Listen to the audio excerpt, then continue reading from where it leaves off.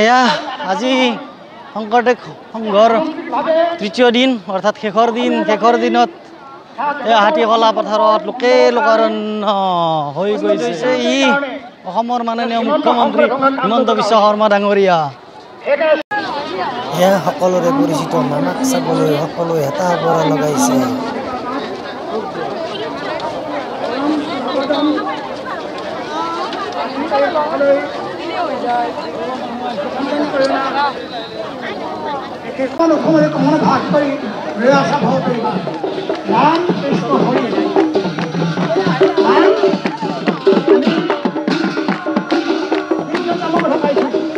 শ্ৰীৰাম বা ৰাম ভগৰাম বা হৰিৰাম আৰু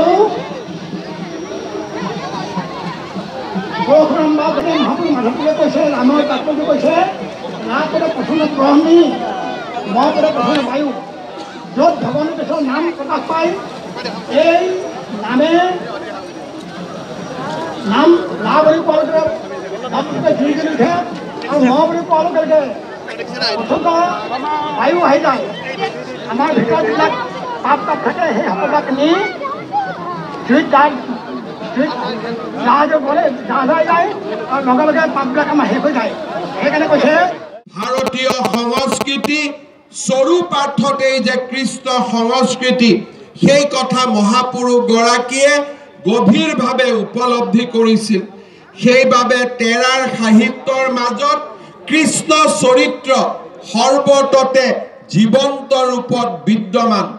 ভক্তি মাৰ্গৰ কেন্দ্ৰস্থ শক্তি ভগৱান শ্ৰীকৃষ্ণ। কৃষ্ণৰ নাম লোৱা মানে কৃষ্ণক ভজন কৰা, আৰু কৃষ্ণক ভজন কৰা মানেও কৃষ্ণৰ নাম লোৱা।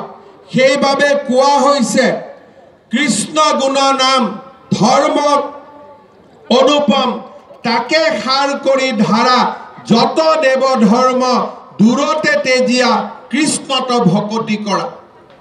গীতা ভাগৱতত ভগৱান শ্ৰীকৃষ্ণই সমস্ত গীতাৰ জ্ঞান যুগ, কৰ্মযুগ, ভক্তি যুগ সকলো যুগৰ ব্যাখ্যা কৰি শেষত ভগৱান শ্ৰীকৃষ্ণই কৈছিল যে সৰ্বত্ৰ পৰিত্যাগ কৰা আৰু মোৰ শৰণতে বিলীন হৈ যোৱা, এয়াই হৈছে শ্ৰেষ্ঠ ধৰ্ম। মহাপুৰুষ শ্ৰীমন্ত শংকৰদেৱে একেটা বাক্যৰে অসমীয়া জনজীৱনক কৃষ্ণ ভক্তিৰ অপাৰ অমৃতেৰে প্ৰেৰণা জনাইছিল। যত দেৱ ধৰ্ম দূৰতে তেজীয়া কৃষ্ণত ভকতি কৰা।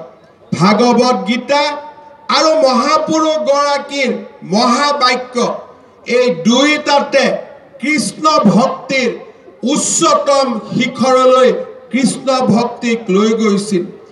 ভক্তি মাৰ্গত কৃষ্ণক শ্ৰেষ্ঠতাক প্ৰতিপন্ন কৰাৰ বাবে শ্ৰীমন্ত শংকৰ গুৰুজনাই নৱৰসক গুৰুত্ব দিছিল। ভক্তিৰ এই নৱৰসৰ ভিতৰত দাস্য ভক্তিক শ্ৰেষ্ঠ ৰূপত প্ৰতিপন্ন কৰিছিল গুৰুজনাই। এই দাস্য ভক্তিয়ে অসমীয়া মানুহক চৰিত্ৰ দান কৰিছে বিনয়ৰ। আজি আমি কোনেও কাকো সংকোচ নকৰাকৈ সকলোৰে চৰণতে আমি ভগৱানক বিচাৰি পাওঁ। সকলোৰে চৰণ স্পৰ্শ কৰি আমি বৈকুণ্ঠৰ অনুভৱ কৰোঁ। আৰু এই বিনম্ৰতা আমাক মহাপুৰুষজনাই দাস্য ভক্তিৰ ভাৱেৰে দি থৈ গৈছিল।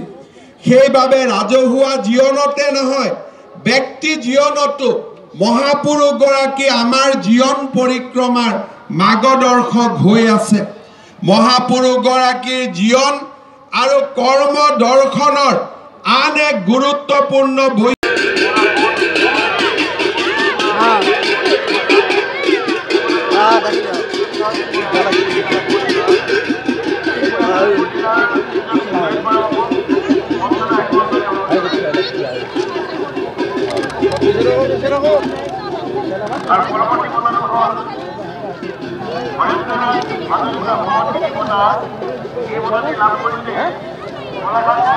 যুদ্ধ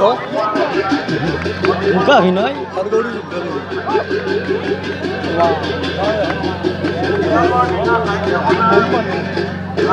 হাত